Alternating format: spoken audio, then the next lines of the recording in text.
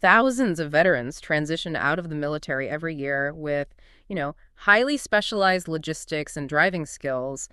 Yet many miss out on accelerated, high-paying career pathways they're actually eligible for, simply because they just don't know the rules have recently changed. Right, the landscape is shifting fast. Hello, everyone, and welcome to Veterans Briefing. Today, we're taking a really close look at a massive multi-agency policy shift that is, frankly, fundamentally changing the landscape for veterans who are entering the civilian workforce. It really is a massive shift. Yeah. We've got a stack of briefing documents and policy outlines today detailing a newly launched White House initiative. It's called Freedom Haulers. Freedom Haulers, exactly. Over the next few minutes, we're going to tear into the mechanics of this program. We'll look at how the Departments of Transportation, Labor, Veterans Affairs, and Defense are basically coordinating to strip away all that bureaucratic red tape surrounding commercial driver's licenses, or CDLs. And, the scope of this is really what stands out immediately when you look at these source documents. Oh, absolutely. We aren't talking about a simple memo here or just a minor procedural tweak at your local DMV. The administration has essentially synchronized these major federal departments to address two colliding issues in America right now. Which are? Well, first, the bottleneck that veterans face when trying to certify their military skills in the civilian sector.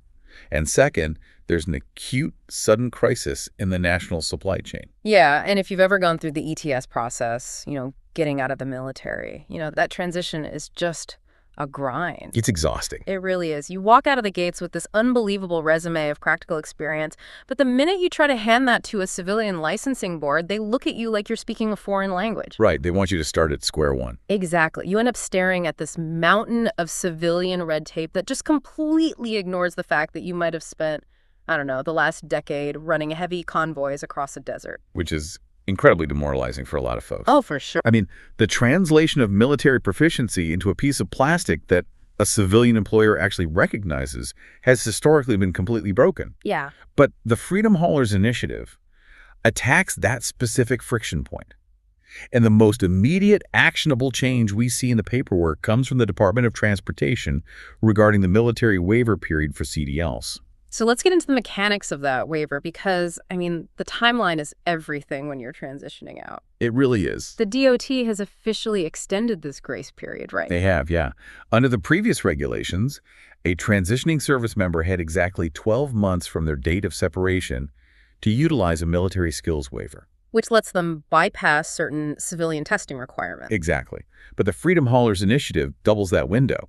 The DOT has extended the waiver period to a full 24 months post-active duty. Wow. A full 2 years. That makes a world of difference. It's huge. To me, that functions a lot like a grace period on the GI Bill. Yeah. If you look at that first year out of the military, it is pure chaos.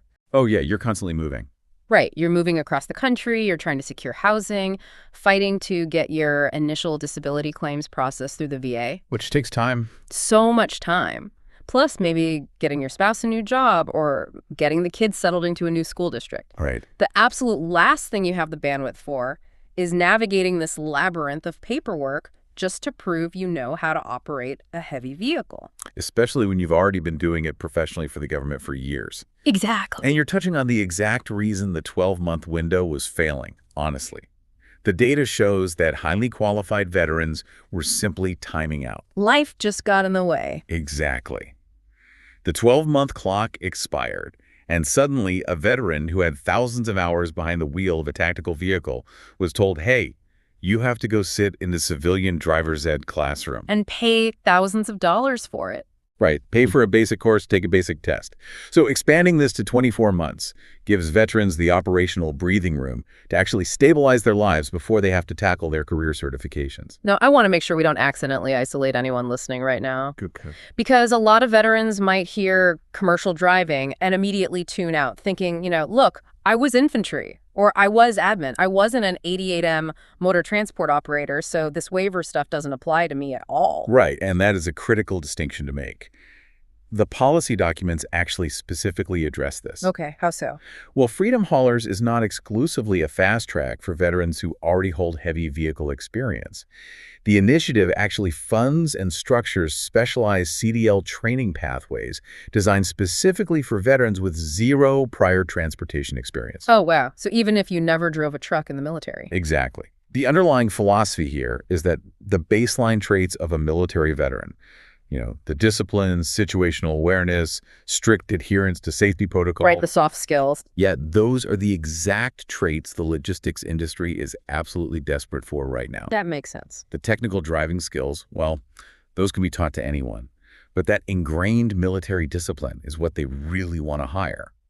So this pathway is wide open regardless of your previous military occupational specialty. That is fantastic. But for the veterans who do have the motor transport background, the changes are even more aggressive. Well, absolutely. Let's unpack the even exchange program, because from what I'm reading, this is where the DOT is really taking a machete to the red tape. Yeah, so the even exchange program is managed by the Federal Motor Carrier Safety Administration, or FMCSA. And the mechanism is right there in the name. An even exchange. Right. It allows a qualified military driver to do a direct one-to-one swap of their documented military driving experience for a civilian CDL. Just bypassing the tests? Completely bypassing the redundant knowledge and skills testing at the state level. Okay, wait, I have to push back here a little bit. Sure. Because driving a heavily armored MRAP-E or like a striker on a closed military base or in a combat zone is a completely different universe than navigating a massive 18-wheeler down a packed interstate in a snowstorm. That's a fair challenge. How does the DOT justify waiving the skills test for such vastly different environments and vehicle types? Well, it's important to understand how meticulous the FMCSA mapping actually is. Okay. This isn't just some blanket pass where anyone who drove a Humvee gets the keys to an 18-wheeler. Right, that would be terrifying. Exactly. The military issues its own specific operating licenses, like the Standard Form 348, which track exactly what classes of vehicles a service member is certified on. Okay, I remember those. Right, so the FMCSA has worked directly with the Department of Defense to map specific military vehicles to civilian CDL classes. Can you give me an example? Sure. So, for example, if you operated a HEM MTT, which is a heavy expanded mobility tactical truck, or a palletized load system, those are massive multi-axle heavy payload vehicles with air brakes. The physics, the braking distances, the turning radiuses, they translate almost perfectly to a civilian Class A or Class B commercial vehicle. Ah, I see. So the even exchange program only waives the test when the veteran's documented military vehicle matches the exact weight and brake class specifications of the civilian license they're applying for. Okay, that clarifies things immensely. It's not a free pass. It's recognizing that the military's testing standard for that specific weight class is basically equal to, or maybe even greater than, the civilian equivalent. Exactly. And the big news tied to Freedom Haulers is the expansion of this program. Because it's a state-by-state thing, right? Right. The program requires individual states to actually opt in and align their local DMV regulations with that federal FMCSA standard. Gotcha. And with the launch of this initiative, Indiana and Wyoming have officially joined the Even Exchange program. That's huge for folks living there. It is. It means veterans transitioning to or currently living in Indiana and Wyoming now have a clear, fast-tracked, zero redundancy path to get their commercial license. If you're finding these discussions helpful, please subscribe to Veterans Briefing so you never miss important updates and practical information for veterans and their families. And, practical application is really the end goal here. Right. We can dissect the policy and the licensing waivers all day long, but holding a CDL only really matters if there is a lucrative market waiting for you on the other side. Which brings us to the actual economy. I mean, we see the White House rolling out the red carpet for veterans to get these licenses. Yeah. But trucking companies don't usually hand out jobs on a silver platter unless they are facing a massive labor shortage. That's very true. What is the private sector's actual reaction to Freedom Haulers? The corporate buy-in has been immediate. Honestly, it's been aggressive. Really? Yeah. The briefing documents highlight Werner Enterprises, which is a major logistics and trucking corporation based in Omaha, Nebraska. Okay, what did they do? They didn't just express support. They publicly committed to hiring 1,400 new veteran drivers directly as a result of this initiative. Wow. 1,400 jobs from one single company right out of the gate. Right. I mean, that tells you everything you need to know about the demand right now. But what about the compensation? Is this actually a viable, long-term financial move for a transitioning family? It really is. The economic data provided by the DOT paints a very specific picture of the current compensation landscape. Okay, what do the numbers say?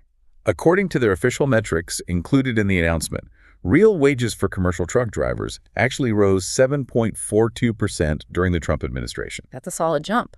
It is, and the documents contrast this with a 3% decline in real wages under the previous administration.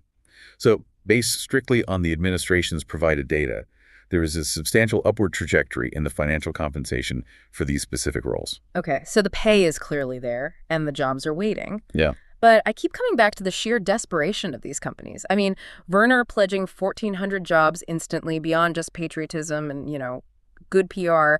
Why are these logistics companies practically foaming at the mouth to hire veterans specifically? It's a great question. What is the underlying business mechanism driving this? It really comes down to liability and insurance mathematics. Insurance. Yes. The business case for hiring veterans is built entirely on safety. The DOT provided a staggering statistic in their briefing. Veteran commercial truck drivers experience 42% fewer accidents than non-veteran drivers. Wait, really? 42% fewer? Yes. They are cutting the accident rate almost in half. Almost in half. And here's the kicker.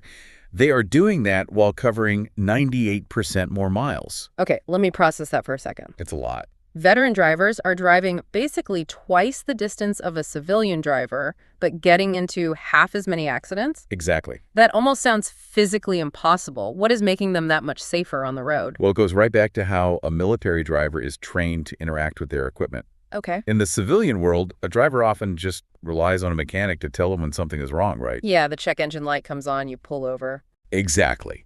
But in the military, operators are drilled relentlessly on PMCS.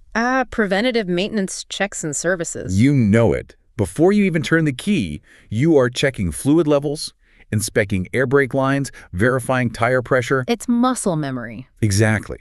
That mindset doesn't just turn off when you take off the uniform.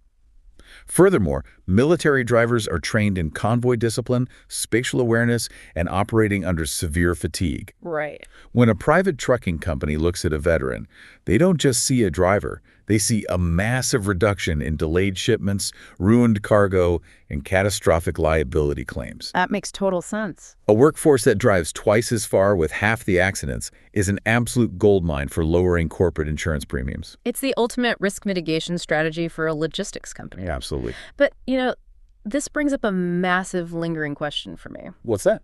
You don't suddenly need thousands of new drivers, and you certainly don't see the federal government aggressively waiving red tape unless something catastrophic has happened to the existing workforce. Right. What happened to the current drivers on the road to create this massive vacuum in the first place? And that is the hidden half of the Freedom Haulers story. Okay. This initiative isn't just about helping veterans. It's actually a strategic response to a massive workforce disruption caused by the Department of Transportation itself. The DOT caused the shortage. Yes.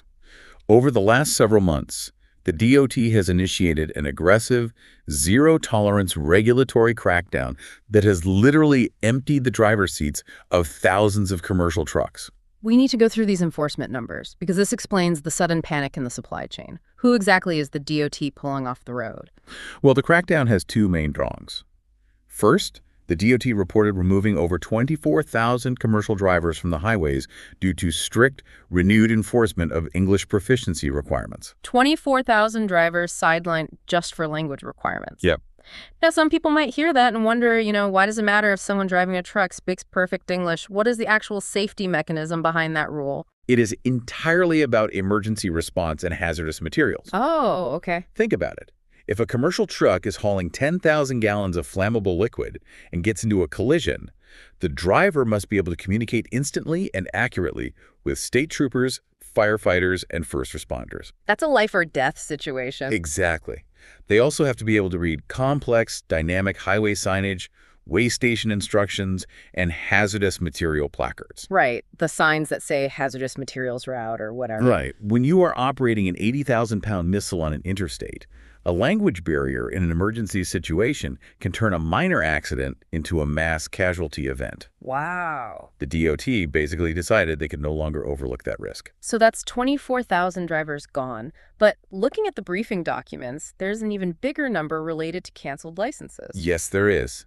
In addition to the language proficiency enforcement, the administration announced they have officially canceled more than 28,000 CDLs. 28. Yeah.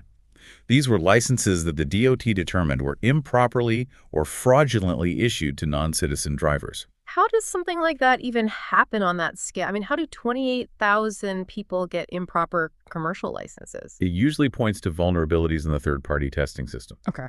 Many states use private companies to conduct their CDL road tests. And over time, loopholes were exploited regarding federal residency requirements, background checks, and identity verification. So people were just slipping through the cracks. Worse than that, you had testing rings basically pushing applicants through the system who legally should never have been handed a commercial license. Man. So the DOT audited this and brought the hammer down, canceling 28,000 of them in one sweep. So if you combine those two enforcement actions, you are looking at 52,000 commercial drivers being legally removed from the American supply chain almost overnight. Basically, yes. Pulling 52,000 drivers off the road isn't just a bump in the logistics network. It's like suddenly unplugging, 10% of the servers running the internet. It's a shock to the system. The freight backs up instantly, the ports get congested, and these companies start bleeding money.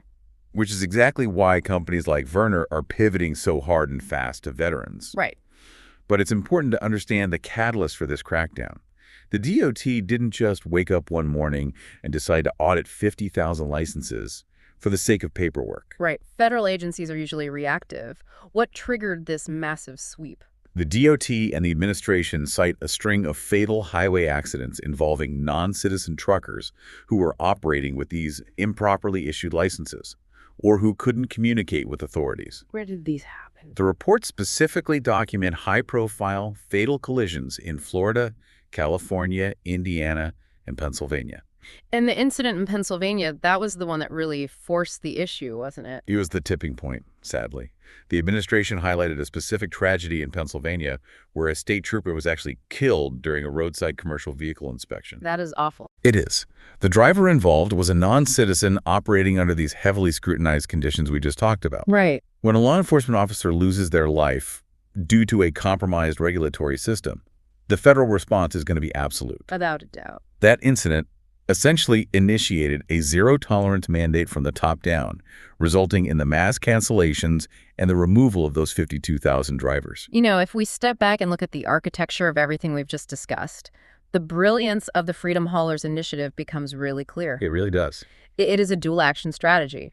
On one side, the government recognized a critical vulnerability in the supply chain, tens of thousands of drivers operating heavy machinery with improper paperwork or severe communication barriers. Right. They made the hard call to rip the Band-Aid off, aggressively enforcing the law and pulling 52,000 unsafe drivers off the highway. But they knew doing that would crater the logistics industry. Exactly. They created a massive workforce vacuum, but they did it while simultaneously engineering the solution. Right. They look at the demographic data and realize, hey, we have an army of transitioning military veterans who are statistically proven to be the safest, most disciplined, and most thoroughly background-checked vehicle operators on the planet. It's the perfect match. So they coordinate 4 major federal departments to smash through the red tape. They expand the waivers to 24 months, they push states into the even exchange program, and they line up private sector giants to offer immediate high-paying jobs to plug that hole in the supply chain. Yeah. They are essentially replacing a massive liability with the ultimate asset. It is a textbook example of solving a national security and economic problem by empowering the veteran community. I couldn't agree more. The logistics network gets this massive injection of safety and reliability, and thousands of veterans get a streamlined path into a highly compensated civilian career. It really is a masterclass in policy alignment. Let's distill this down so everyone listening has the actionable intelligence they need. Here are the top 3 takeaways from our breakdown today. Number 1, the DOT has officially extended the CDL military waiver period from 12 months to 24 months post-active duty. Right. This effectively gives you a full 2-year runway to utilize your military experience toward getting your civilian commercial license, all without rushing through your transition. And number two, the bureaucratic barriers are being dismantled. The expansion of the FMCSA's Even Exchange program into states like Indiana and Wyoming allows veterans with specific military vehicle experience to directly swap for a civilian CDL, completely bypassing redundant skills testing. Which is huge. It is. And for those without prior heavy vehicle experience, specialized training pathways are now open and funded. And number three, a massive labor shortage, which was engineered by recent strict DOT safety crackdowns that removed over 50,000 non-compliant drivers, has created a highly lucrative market. Very lucrative. Major corporations are now aggressively targeting veterans with immediate hiring commitments, like those 1,400 jobs at Werner, because your military discipline translates to significantly lower accident rates and higher profitability. But, having this knowledge is great, but executing on it is what actually changes your life. Exactly. So here's the one practical action you should take today, whether you are transitioning next month or you've been out for a year. Go to the official FMCSA website or contact your local VA representative and verify your current state's eligibility requirements. Yes, do that today. Specifically, check to see if your state, or maybe the state you plan to relocate to, participates in the Even Exchange program. Confirming how your specific military license maps to civilian requirements could literally shave months off your transition timeline and save you thousands of dollars in redundant training. And as you look into those requirements, I'll leave you with a broader thought to consider. Okay. We are watching the intentional strategic migration of military veterans into the backbone of the American logistics network. Yeah. Think about the long-term impact of that. This isn't just about lowering veteran unemployment numbers. By injecting thousands of veterans into this sector, we have the potential to fundamentally reshape the culture, the operational efficiency, and the baseline safety standards of the entire American supply chain for decades to come. Taking that military standard of excellence and making it the new civilian baseline. That is exactly what this country needs. We want to hear from you on this. Have you navigated the CDL waiver process? What was your experience transferring your military driving records to the civilian side? Drop your thoughts, your frustrations, and your advice in the comments below. Yeah, please do. Your shared experiences are incredibly valuable to the veterans coming up behind you. And if you found this breakdown useful, please subscribe so you don't miss our next analysis into the policies affecting your life. Thank you for watching Veterans Briefing. Take care, stay informed, and we'll see you in the next episode.